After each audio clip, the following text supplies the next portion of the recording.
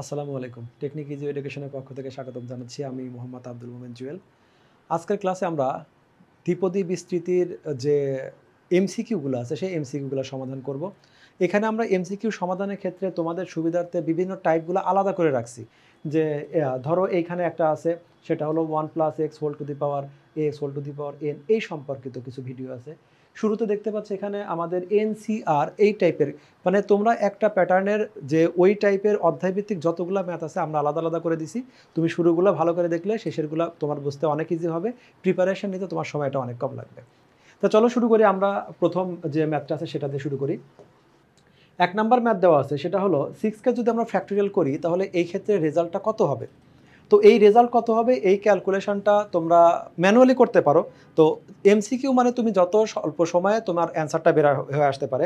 তো এখন এইখানে আমরা 6 লেখার পরে তোমাদের এই ফাংশন যেটা আছে, আমার কাছে আছে fx991ex, এই মডেলে তোমরা দেখতে পারবে যে এইখানে একটা সিম্বল আছে এক্স ইনভার্স 1-এর উপর এখানে এক্স ফ্যাক্টরিয়াল একটা সাইন আছে।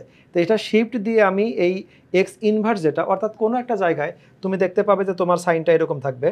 তাহলে এইটার অ্যান্সার কি, তুমি শুধু ক্যালকুলেটারে ইকুয়াল দিলেই তোমার রেজাল্টটা চলে আসবে। এই রেজাল্টটা আমি জাস্ট তোমার বোঝার জন্য বলে দিচ্ছি। এইটার মিনিং বোঝাচ্ছে হলো এই 6 ফ্যাক্টোরিয়াল মানে হলো 6 × 5 × 4 × 3 × 2 × 1 ইকুয়াল আমাদের রেজাল্ট আমাদের 720 আসলে হলো কত 720। তাহলে এইটা আমাদের রেজাল্ট। তো এই রেজাল্টটা তোমরা পাচ্ছি। তো এইটা তোমরা আবার ভুলেও এইভাবে করতে যেও না, কারণ এইভাবে তোমার যে পরিমাণ সময়টা কিল করবে ওটা এমসিকিউ এর জন্য এনাফ না। তাহলে আমরা কি করব, আবারও বলে রাখি, ক্যালকুলেটারে আমার এখানে আছে 6 দেওয়া আছে। তাহলে 6 শিফট দিয়ে এই যে এক্স ইনভার্সের উপরে উপরে আছে আমাদের ফ্যাক্টোরিয়াল, শিফট দিলে এবার জাস্ট আমরা ইকুয়াল দিলে আমরা এটা পাচ্ছি। আমাদের এরকম শর্টকাট ক্যালকুলেটার হ্যাক্সের যে ভিডিওটা, সুমন স্যার একটা স্পেশাল কিছু ভিডিও আছে যেখানে ক্যালকুলেটারের ব্যবহার সম্বন্ধে শুধুমাত্র ম্যাথগুলো করা আছে, তোমরা সেগুলোর সাথে দেখে নিও। তাহলে এবার আমরা চলে যাই পরবর্তী ম্যাথটাতে। এখানে বলে দিল n factorial n-1 divided n-2, এই রেজাল্ট আসলে কত হতে পারে। এখন এটা ভেবে নিও না যে এটা আমার বড়, নিচেরটায় x-2 বড় x-1 ছোট, ব্যাপারটা এরকম না। এখানে বোঝাচ্ছে n-1 আছে, আমি এক ধাপ গেছি, আরও কত ধাপ যেতে পারি। তো আমি যদি এইটাকে জাস্ট একটু ক্যালকুলেশন করি, তো আমরা এটাকে লিখতে পারি এইভাবে, n এখানে আছে হলো n-1, এটাকে আমি লিখবো হলো n-2, এটাকে আমি এই সাইনটাও দিতে পারি, আবার আগের মতো এইভাবেও দিতে পারি। তো এই যে লিখলাম, আমরা কি করলাম n-1কে যদি আমরা আরও ভাঙতে থাকি তাহলে কি হবে, n-1টা ভিতরে আসবে, আমাদের n-2 ফ্যাক্টোরিয়াল আকারে থাকবে। তো ফ্যাক্টোরিয়াল এই সাইনও দিতে পারো, অথবা তোমরা যে এই সাইন যেটা আছে যেটা এখানে দেওয়া আছে সেটাও দিতে পারো। আমি এটাকে ভাঙলাম। আমি যদি এরপরে আরও ভাঙতাম তাহলে কি আসতো, n-2 ব্র্যাকেটের বাইরে চলে আসার পরে n-3টা আবার আমাদের ফ্যাক্টোরিয়ালের ভিতর চলে যেত। আমি 2 পর্যন্ত থামলাম কেন, কারণ নিচে আমাদের আছে হলো এই n-2, এটা আমাদের ব্র্যাকেট দেয়া, নিচে আমাদের এরকম একটা আছে, এবং এভাবেও লিখতে পারি। তো এই দুইটাকে যদি আমি কেটে দেই তাহলে আমাদের কি থাকবে, n × n-1 এরকম, যে রেজাল্টটা মিলে যাচ্ছে আমাদের গ নাম্বারের সাথে, তাহলে এইটা হলো আমার অ্যান্সার। তো এভাবে আমি করব। এই যে আমি এখানে যে কথাগুলো লিখলাম না, এটা কিন্তু তুমি মনে মনে এটা ইমাজিন করছো, এবং তুমি যখন অধিক পরিমাণ ক্যালকুলেশন করবে, এইগুলো এনাফ প্র্যাকটিস করবে, তখন তোমার বাকি ম্যাথগুলো করার জন্য তোমার এক্সট্রা পেইন নিতে হবে না, অথবা এই ম্যাথটা তোমার লিখতে হবে না, তুমি এমনিতেই অ্যান্সারগুলো বলে দিতে পারবে। আমরা এরপরের যে ম্যাথ দুইটা আছে 4 এবং 5, এই দুইটা ম্যাথের ক্ষেত্রে খেয়াল করে দেখো। আমি যদি প্রথমে এইটা খেয়াল করি, 4ই আগে দেখি, NCR এর মান কত যখন r = 0। তার মানে n এর জায়গায় আমি যদি বলি n এর জায়গায় n ঠিকই থাকবে, c এর জায়গায় c ঠিকই থাকবে, ওরা বলল এই r এর জায়গায় 0 বসায় দাও। তার মানে আমাদের এই ম্যাথ আর এই ম্যাথ, এই দুইটার মধ্যে কোনো পার্থক্য নাই। তো এটা দ্বারা কি বোঝাচ্ছে, তোমাদের এই ক্লাসের শুরুতেই বলা হয়েছিল একবার রিটেন পার্টে, তোমার কাছে তোমার একটা টেবিলের উপর 5 কালারের 5টা তোমাকে পেন্সিল রাখা হলো, এবং তোমাকে বললো এইগুলো তুমি কতভাবে সাজাতে পারো, তোমাকে সাজানোর জন্য বললো, কিন্তু তুমি একেবারে অলস, তুমি একটাও সাজাও নাই, যেভাবে আছে সেভাবে তুমি ফেলে চলে আসছো। এই যে ফেলে চলে আসছো, তার মানে টেবিলের উপর কিন্তু অলরেডি একটা সাজানো একটা প্যাটার্ন তো আছে, যে আমি ধরলাম বেগুনি, হলুদ, লাল, নীল, এরকম একটা প্যাটার্ন যেভাবে রেখে গেছে সেইভাবেই রয়ে গেছে, তার মানে অ্যাটলিস্ট একটা রেজাল্ট আছে। তাহলে কোনো একটা বিষয়বস্তু থেকে, একাধিক বস্তু থেকে তোমাকে যখন বলবে সাজাও, তুমি সাজাও নাই, তার মানে অলরেডি না সাজালেও সে একটা চেহারায় অলরেডি দাঁড়িয়ে আছে। তাহলে আমরা যেটা বুঝলাম যে কোনো একটা বস্তু থেকে যদি আমরা এই n সংখ্যক বার কম্বিনেশন করা ট্রাই করি, তাহলে সেটা 0 সংখ্যক করলে তাহলে তার রেজাল্টটা হবে হলো 1, আর এখানেও রেজাল্ট হলো, আমাদের এখানেও রেজাল্ট হবে হলো 1। এরপরের যেটা আছে, যদি আমরা পরেরটা খেয়াল করি যে NC2, নিচে এর মান কোনটি, NC2, এটা আমরা কি বুঝতে পারতেছি যে আমাকে দুইবার এটাকে ফ্যাক্টরিয়াল করতে হবে, ভাঙতে হবে। তাহলে NC2 মানে কি n ইন্টু এটাকে লিখতে পারি আমাদের একটা আসলো, আমাদের দুইটা আসলো, যেহেতু NC2 এটা হলো 1 ইন্টু 2, এইটা হলো আমাদের অ্যাকচুয়াল অ্যান্সার। যদি আমি এটাকে, যেহেতু ওরা বলে দিছে দুইবারের চেহারাটা আসবে এইটা, কিন্তু এটা চেহারা কি কোনোটার সাথে মিলে না। এখন কথা হলো যে আমাদের এই যে এখানে আছে 1 ইন্টু 2, এই 1 ইন্টু 2 মানে কি, এটা সরাসরি আমরা এর পরিবর্তে 2 লিখতে পারি না, কারণ একের সাথে 2 গুণ করলে তো সে 2ই থাকবে। তাহলে দেখো তো এইটার সাথে রেজাল্টটা মিলে যাচ্ছে না। তার মানে এই প্রশ্নের সমাধান হবে হলো আমাদের গ। চলে যায় 6 নম্বর প্রশ্নে। এখানে দেওয়া আছে 4C2, এই ভ্যালুটা কত? তুমি যদি আগের ম্যাথটা বুঝে থাকো, এটা তুমি এক ঝলকেই করে দিতে পারো। 4C2 ভ্যালুটা কি বোঝাচ্ছে? 4C2 আমাদের বোঝাচ্ছে হলো, তাহলে 4, নিচেটা আগে লিখে নেই, 2 মানে 1 ইন্টু 2, দুইবার করতে হবে। তাহলে প্রথমে যদি 4 হয়, যেহেতু আমাদের শুরু হয়েছে 4 দিয়ে, n এর ভ্যালুটা 4, তাহলে 4 এর পরে আমাদের যে n ইন্টু n মাইনাস 1, তাহলে এখানে হবে হলো 3। তাহলে এই দুইটা যদি আমি কেটে দেই, তাহলে 3 দুগুণে 6, তাহলে এইটা হলো আমাদের রেজাল্ট। এর পরবর্তী আমাদের যতগুলা ম্যাথ দেখতে পাচ্ছি, এখানে অনেকগুলা ম্যাথ আছে। 5C3, 6C কি যেন বলে 3, তারপরে আছে 9C2, 10C3 আছে, 10C4, এই যে ম্যাথগুলো আছে তুমি দেখো এইখানে সবগুলো ম্যাথ মোটামুটি আমাদের একই প্যাটার্নের। আমি যদিও তোমাদের সবগুলোই করে দিব, কিন্তু এই ম্যাথগুলা তুমি যদি সবগুলো নাও করতে, মানে এই হাতে গোনা আমরা অলরেডি যে কয়টা করছি সেই কয়টাই তুমি বুঝে প্র্যাকটিস করলে বাকিগুলোর একটাও তোমার টাচ করতে হচ্ছে না। তুমি এই প্যাটার্নের সবগুলো এখন এমনি বুঝে যাচ্ছ। তোমার পড়ার জন্য আমরা সব গোছায় আলাদা আলাদা করে প্যাটার্ন করে রেখে দিছি। তো পরের ম্যাথটা আমরা দেখি, যে আমাদের 7 নাম্বার যেটা আছে 5C3, এইটা দ্বারা রেজাল্ট কত হয়। 5C3 এই ক্যালকুলেটারগুলো, এগুলো কিন্তু আমি তোমাকে লিখে দেখাচ্ছি। লিখে দেখালে কি হয়, এটা আসে হলো, যদি আমার এটা লিখে নেই, তাহলে যেহেতু 3 আছে, তাহলে 1 ইন্টু 2 ইন্টু 3, এখানে আছে 5, তাহলে 5 হবে, 5 থেকে 1 কমে যাবে 6 হবে, 6 থেকে তাহলে এখানে আমাদের 5C3 বলতে যেটা বোঝায়, তাহলে এখানে আমি 2 দিয়ে এটাকে কেটে দিলাম, আর এখানে আমি 3 কেটে দিলাম, 5 দুগুণে 10, 10 কোথায় আছে, এইটা আমাদের তাহলে অ্যান্সার হবে। তো এইটাকে আমরা এত পেইনে যাবই না, আমরা সরাসরি লিখবো হলো 5। সি কোথায় আছে, সি আবারও দেখাচ্ছি, সি কিন্তু ভাগের উপরে শিফটের সাথে সম্পর্কিত। তাহলে আমি শিফট দিয়ে যখন আমি এই ভাগটা দিচ্ছি, সি উঠে গেল, তাহলে 5 উঠাইছি, সি উঠাইছি, বাকি থাকলো 3 ইকুয়াল দিলে 10, সেই দেখো। তাহলে আমরা লিখেও যে রেজাল্টটা পাচ্ছি, ক্যালকুলেটার আমরা একই রেজাল্ট পাচ্ছি। তো তোমার দরকার টাইম সেভ করা, তাহলে তুমি কেন লিখে প্র্যাকটিস করবে? তোমার লিখে কিছু ম্যাথ আছে যেগুলো আমরা রিটেন পার্টে দেখায় দিতাম, ইনফ্যাক্ট সেখানেও ক্যালকুলেটার ইউজ করলেও সমস্যা নাই। বোঝার জন্য আমি তোমাকে লিখে প্র্যাকটিস করাচ্ছি, বাট প্রত্যেকটা ম্যাথ তুমি সরাসরি ক্যালকুলেটার ইউজ করবে টাইম সেভ করার জন্য। আর কিছু ক্যালকুলেশন আছে যেগুলো তুমি দেখেই বুঝে ফেলবে রেজাল্ট কত, ওইটা তো দরকার নাই। তাহলে এখানে 6C3 আমরা আবার উঠাই, 6 শিফট, এটা হলো C3, রেজাল্ট হয়েছে 20, 6C3 20 কোথায় আছে, 20 আছে আমার এইটা। তাহলে এই ম্যাথটা, পরবর্তী ম্যাথটা দেখো, রিটেন পার্টে এই কাজটা অনেকবার লাগে, আমার বারবার এই C3 হাবিজাবি এটা উঠানো লাগে। প্রথমটা আমরা 6C3 তো উঠাইছি, 9 নাম্বার যেটা আছে 9C2 এটা করতে হবে। তো এই ক্ষেত্রে আমরা যদি চাই শিফট বারবার চেঞ্জ করার দরকার নেই, উঠে আছে সেটাও ইউজ করতে পারবো, আপাতত এটাই করি। তাহলে প্রথমে দেখো ক্যালকুলেটার টাইপ করো, আমি প্রথমে 9 প্রেস করলাম, তারপরে এই সি আনতে হবে, সি আছে কোথায়, ভাগের উপরে শিফট আকারে, তো শিফট ভাগ দিলে তাহলে সি চলে আসলো, এরপরে দিতে হবে কি 2, জাস্ট 2 প্রেস করে ইকুয়াল দিলাম 36, তাহলে আমার এইটা হলো অ্যান্সার। পরেরটা দেখি 10C3, তাহলে আমাদের 10, আমরা প্রথমে 10 উঠাবো, তারপরে শিফট দিয়ে ভাগ দিব, মানে সি উঠলো, 10C3, তারপরে 3 দিব, ইকুয়াল দিব 120 মানে হলো আমাদের এই রেজাল্টটা। পরবর্তীতে একই কথা 10C4 সমান কত, তো আমাদের 10C3 অলরেডি ক্যালকুলেটারে উঠানো আছে। তো আমার দরকার শুধুমাত্র এই 3 জায়গায় 4টাকে নিয়ে আসা, যেটা রিটেন পার্টে অনেকবার ঠিক রাখতে হয়। মানে দেখা যায় 10C3, 10C4, 10C5, এই 10Cটা ঠিকই থাকে, বা মনে করো 7C এটা ঠিকই থাকে, শুধু 1 2 3 4 চেঞ্জ করতে হয়। সেক্ষেত্রে আমরা তোমাকে কি দেখাইছিলাম, তুমি প্রথমে এখানে অ্যারো বাটনটা প্রেস করো, তাহলে তোমার কার্সরটা ওই 3 কাছে ব্লিঙ্ক করতেছে। এই ম্যাথ আর এই ম্যাথটা সেম, আমার শুধু 3 জায়গায় 4 নিয়ে আসতে হবে, ডিলেট দিলাম, 3 চলে গেল, তাহলে শুধু 4 প্রেস করে ইকুয়াল দিলাম 210, আমাদের ক নাম্বারটা অ্যান্সার। 12 নম্বর ম্যাথটা আমরা করে দেখব, একটু বড় করেই করে দেখব যে এই ম্যাথের অ্যান্সারটা কেমন হয়। এই টাইপেরটা অনেক সময় রিটেনেও আসে।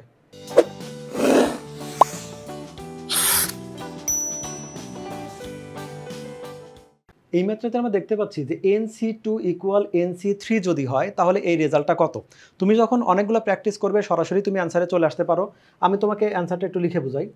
NC2 ইকুয়াল NC3, এই মানে বোঝাচ্ছে প্রথমটা আমাদের 2 বার আমরা ফ্যাক্টরিয়াল করব, কম্বিনেশন করব, আর এটাকে আমি 3 বার কম্বিনেশন করব। তাহলে এটাকে বোঝাচ্ছে কি, এটা বোঝাচ্ছে 1 ইন্টু 2। তাহলে 2 বার যদি করি তাহলে আমাদের n ইন্টু এটা হলো n মাইনাস 1, এরকম একটা দাঁড়ালো। এটা আমাদের 3 বার যদি করি তাহলে আমাদের আসবে হলো 1 ইন্টু 2 ইন্টু 3, তাহলে হবে n into n minus 1 into এটা হলো n মাইনাস 2, এরকম একটা দাঁড়ালো। তো আমরা কি জানি, সমানের বোথ সাইডে যদি আমাদের সেম টাইপের জিনিস এবং টোটালের সাথে গুণ বা ভাগ আকারে থাকে, সেক্ষেত্রে আমরা একটা কাটাকাটির অপশন নিয়ে আসতে পারি। এখানে গুণ চিহ্নটা বোঝা যাচ্ছে না ক্লিয়ার করে।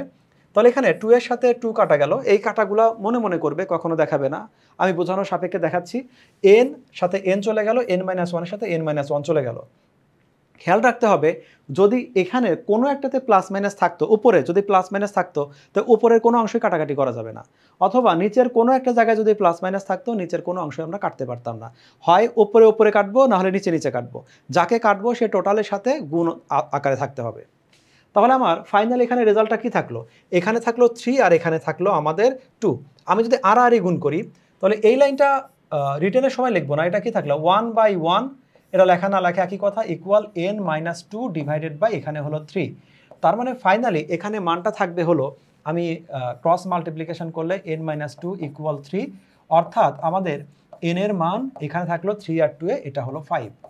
তাহলে ফাইনাল রেজাল্টটা হচ্ছে আমাদের 5। এখন আমরা আমাদের কোশ্চেনে দেখি n এটা সমান কত আছে, কোনো একটা জায়গায় আমাদের n মাইনাস 2 5 5, এই যে আমাদের 5 রেজাল্টটা। তাহলে এইখানে যেমন আমাদের 5 রেজাল্টটা আছে, তো পরবর্তী ম্যাথ যেটা ছিল n minus 3, n into n minus 3 equal n minus 4 সমান এত যদি হয়, n এর মানটা কত। তো এক্ষেত্রেও আমরা ঠিক এখানে দেখো n ইন্টু n মাইনাস 3 সমান, সরি nc3 সমান nc4, এই প্রশ্নের অ্যান্সারটা আমাদের কত হবে। তো এইটা করা আমরা ঠিক একইভাবে করব c3 আর c4 এর যে ম্যাথটা। তো এই ম্যাথের নর্মাল যে সমাধানগুলো আছে, সমাধান যদিও ঠিক আগের মতো আমাদের সমাধানটা হবে nc3 ইকুয়াল nc4 যদি হয়। তো nc3 ইকুয়াল তাহলে কত থাকবে, আমাদের n মাইনাস 1 n মাইনাস 2, মানে 3টা আমাদের টার্ম আসবে, 1 2 3, এখানে আমার 1 2 3 4 আছে, 1 2 3 4। তাহলে এখানে আমাদের কি হবে, এখানে আমাদের হবে n minus 1 n minus 2 n minus 3, অর্থাৎ আমাদের উপরে 4টা পদ, নিচে 4টা পদ। তো এখানে n মাইনাস 1 n মাইনাস 2, এখানে আমাদের n মাইনাস 1 n মাইনাস 2 কাটা গেল, এখানে আমাদের 2 3, এখানে 2 3 কাটা গেল, 1 কাটা দেওয়া না দেওয়া একই কথা।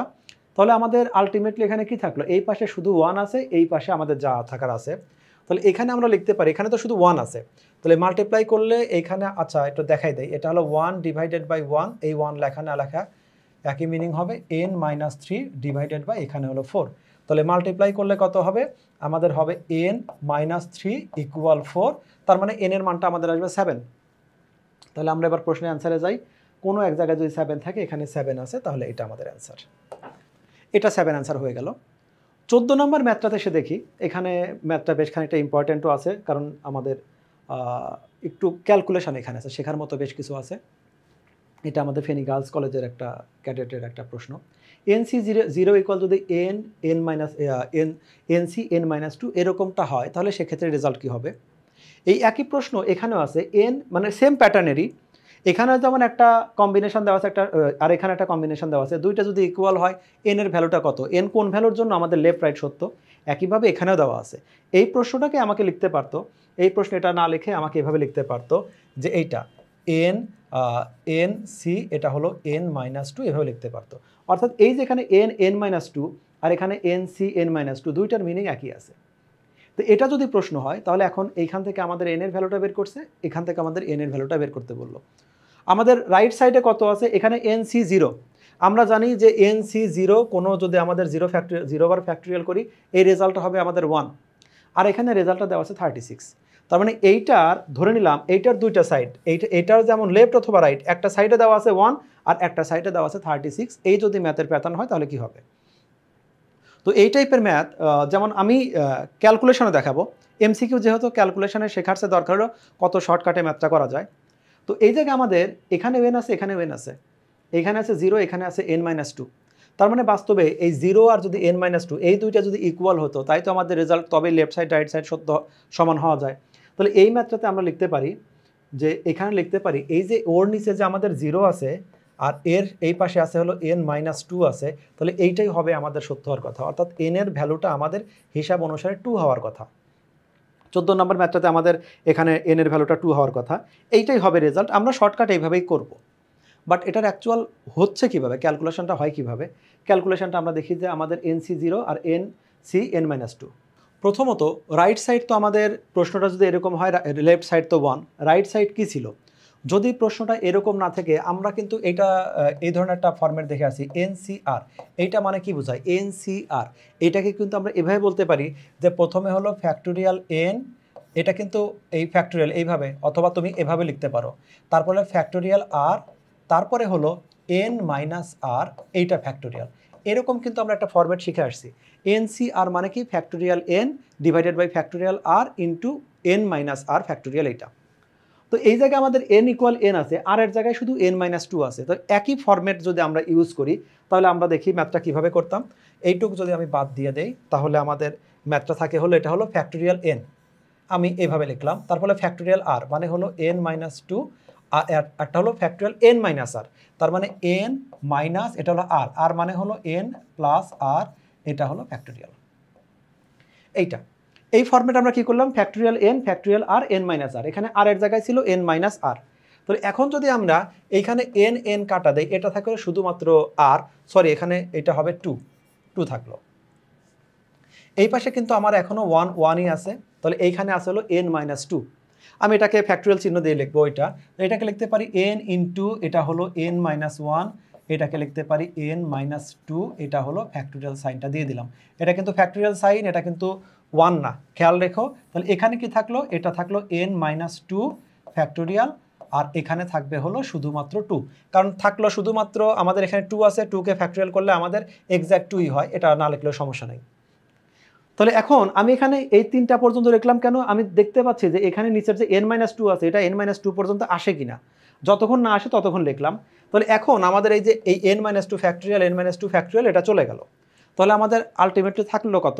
আমাদের এখানে আছে 2, এই 2 এই পাশে মাল্টিপ্লাই হলে এই 2টা আমাদের হয়ে গেল 2। এই পাশে আছে n ইন্টু n-1, তার মানে এটা হলো n² মাইনাস n, এই পর্যন্ত আমাদের আসলো। এই ক্যালকুলেশনটাকে এবার আমরা যদি এক পাশে নিয়ে এসে লিখি তাহলে আমাদের থাকবে হলো এরকম, এটা থাকবে হলো n² মাইনাস n-2 ইকুয়াল 0। এইটাকে যদি মিডল টার্ম করি তাহলে n² minus 2n plus n-2 equal 0। Normal middle term যেভাবে করি, এইটুকের মধ্যে থেকে আমাদের কমন যাবে হলো n, তাহলে n-2, আর এখানে প্লাস 1 কমন যাবে, তাহলে n-2 ইকুয়াল 0। উৎপাদক সর্বশেষ কি হলো? n-2 একটা আসলো, আর একটা আসলো হলো n+1। এইটা থেকে আমরা বুঝতে পারছি যে আমাদের n এর ভ্যালুটা কি আসবে? n এর ভ্যালুটা আসবে 2 অথবা -1, এই দুইটার মধ্যে যে কোনো একটা হবে n এর ভ্যালুটা। n মানে কি বোঝাচ্ছে? কোনো একটা সদস্য সংখ্যা। কিছু জিনিস কখনোই নেগেটিভ হওয়া সম্ভব না, এর মধ্যে একটা হলো সদস্য সংখ্যা, এর মধ্যে হতে পারে বয়স, এর মধ্যে হতে পারে দৈর্ঘ্য বা প্রস্থ। তো n এখানে বোঝাচ্ছে সদস্য সংখ্যা, যেটা আমাদের রেজাল্ট আসলে 2 আর -1, -1 কখনোই পসিবল না, এটা আমাদের গ্রহণযোগ্য মান না। তাহলে এখন দেখি বাকি মানের মধ্যে কোনটা আছে আমাদের। এই যে এখানে ওরা অবশ্য ঝামেলাও করে নাই, সরাসরি অ্যান্সারটা দিয়ে দিছে, তাহলে 2 হবে হলো রেজাল্ট। একইভাবে আমরা যদি এখানে এই 15 নম্বর ম্যাথটা করি, 15 নম্বর ম্যাথের ক্ষেত্রে আমাদের রেজাল্ট একই, সেক্ষেত্রে আমাদের রেজাল্ট হয় হলো 9। একইভাবে করব। এই যে ম্যাথটা আছে আমি শুধু এখানেই দেখাবো, সম্পূর্ণ কমপ্লিট করব না, আমি জাস্ট এখানে তোমাকে দেখাই দিচ্ছি। n ইন্টু n-1, এইটা দ্বারা কি বোঝাচ্ছে? এটাকে আমরা লিখতে পারি যেটা, এটাকে লিখতে পারি হলো ফ্যাক্টোরিয়াল n, তারপরে কি আছে? নিচে আছে n-2, তাহলে এইটা আমাদের নিচেরটা কিন্তু r, এটাই বোঝাচ্ছে যে আমাদের n-2 এটা বোঝাচ্ছে। তাহলে এখানে কি হবে? ফ্যাক্টোরিয়াল r মানে হলো n-2, এখানে n-2 হলো r, n-r, n-r যেহেতু মাইনাস দিচ্ছি তাহলে এই সাইনটা চেঞ্জ হয়ে যাবে, -n প্লাস r, r মানে এখানে 2, এই টুকরা ফ্যাক্টোরিয়াল দিয়ে দিলাম। এইটা সমান এইবার শুধু 36 আসবে। তার মানে আগের ম্যাথটাতে যেখানে আমরা লিখছিলাম হলো এইখানে যেটা আমাদের 1 ছিল, এখানে সেই ভ্যালুটা আছে হলো 36। তো একইভাবে ক্যালকুলেশন করে এই রেজাল্টটা আমরা পাবো হলো, এটা পাবো হলো 9। তোমরা নিজেরাও ক্যালকুলেশন করবে, সেম ক্যালকুলেশন। এরপরে এখানে বললো, পরের ম্যাথটা যেটা বললো, প্যাসকেলের ত্রিভুজে যদি আমাদের n সমান 6 হয় তাহলে মধ্যপথটা কত সেটা বের করতে হবে। তো মধ্যপথটা কত সেটা বের করার জন্য কি করতে হবে? প্রথমে আমাদের প্যাসকেলের যে ত্রিভুজটা আছে সেই ত্রিভুজটা ড্র করতে হবে। n এর মান পাওয়ার যদি 6 হয় তাহলে আমাদের ওই যে আনুভূমিক সারি আছে না, আনুভূমিক সারিটা আমাদের একদম 7 পর্যন্ত যেতে হবে, কারণ প্রথমে 0-র জন্য আসে। তো জাস্ট প্যাসকেলের ত্রিভুজ থেকে আমরা দেখতে পাবো মাঝখানের পথটা কত হয় সেটা আমরা দেখতে পাবো। যেহেতু আমাদের n ইকুয়াল 6 দেওয়া আছে, তো আমরা যদি 6 পদ পর্যন্ত এইটাকে প্যাসকেলের ত্রিভুজ ড্র করি, তাহলে দেখতে পাচ্ছি আমরা এটা 6 পদ পর্যন্ত, হ্যাঁ, আনুভূমিক বরাবর 1 2 3 4 5 6 7 নাম্বার আনুভূমিক সারিটা হবে। তো আমরা না গুনেও বলতে পারি কিভাবে, যদি 1 এর পরে যে আমাদের এটা থাকবে, ডিজিটটা থাকবে, সেটাই হলো আমাদের n। তাহলে এখন আমাদের এখানে দেখতে পাচ্ছি 7টা আমাদের পদ আছে, এর মাঝখানে আছে হলো 20। তাহলে এই যে প্রশ্নটা আছে, সেই প্রশ্নটার আমাদের সমাধান হবে, এটা হবে 20। তো এভাবে আমরা n সংক্রান্ত, বিশেষ করে আমাদের এই যে nc3 সমান nc4, এই সংক্রান্ত ম্যাথগুলো আমরা সমাধান করতে পারবো। আশা করি তোমরা সবগুলো ম্যাথই মোটামুটি বুঝতে পারছো। এই ম্যাথগুলো, এই টাইপের ম্যাথ তুমি প্রথম আমরা যেভাবে ধাপে সাজায় রাখছি, তুমি সেভাবে প্র্যাকটিস করো, তাহলে অল্প সময়ে তুমি অনেকগুলো ম্যাথ একসাথে তোমার প্র্যাকটিস করা হয়ে যাবে। আশা করি নেক্সট ক্লাসে তোমাদের আবার দেখা হবে তোমাদের সাথে। ততক্ষণ পর্যন্ত আল্লাহ হাফেজ।